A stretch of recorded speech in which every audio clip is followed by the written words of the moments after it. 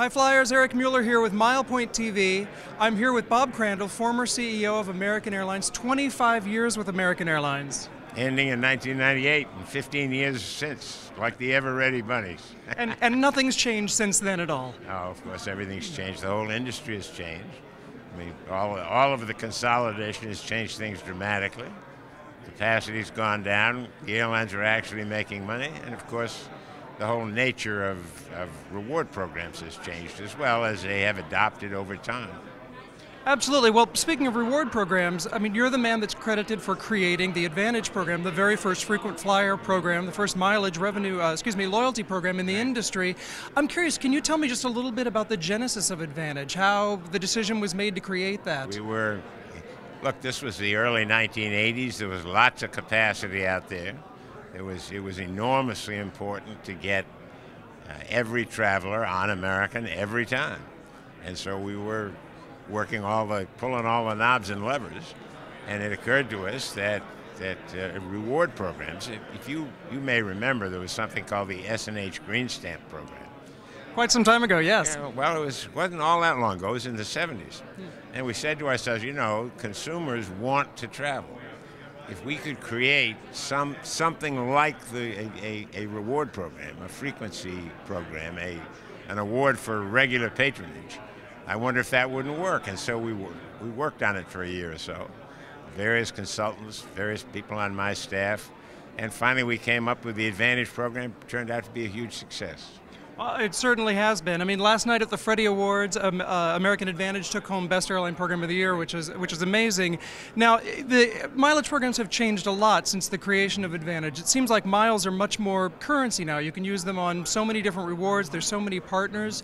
Do you see that trend expanding, or where do you think that's going? Well, I think it's going to be as it is. It is a currency. That is, frequent flyer miles have become a currency. They are used in many industries, the hotel industry, the car rental industry, and of course the industry sells miles, and in that sense, the programs have become a very effective distribution channel. So all those developments, I think, will be sustained and probably broadened still further. Well, one of the biggest developments is the movement of all these different loyalty programs towards more of a revenue-based model. So it's not necessarily how many miles you fly for status and that sort of thing, but now they're looking at how much you're actually spending. Do you think that's just the natural evolution of where this has to go? Of course. Look, if you look at, once again, you know, in the early 1980s, fares still pretty much followed the regulated model. That is, fares were reasonably constant per mile. So the distance you flew was reasonably related to the amount you paid. That is no longer true. You can often have long-haul flights today which are much less expensive than much shorter-haul flights. So from the perspective of the value of the award, you really have to move towards a revenue model. As the industry has changed, the programs have to change, and they are changing, and that's good.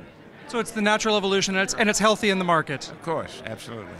And the last thing I wanted to ask you about is, of course, the merger between American and US Airways. I'm sure you get asked this all the time. Would love to hear your thoughts on that. Well, I think, look, given the fact that both US Air and American are now competing individually with much larger consolidated companies, I think it is clearly in the interest of both US Air and American to merge. I hope the merger goes smoothly.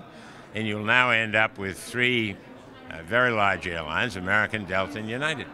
And the new American will be better able to compete with Delta and United, and of course I very much want them to compete and be successful. Well, absolutely. Sir, thank you so much for your time. It's been a real pleasure to speak to you. Nice to talk to you. Nice to talk to you. Thank you.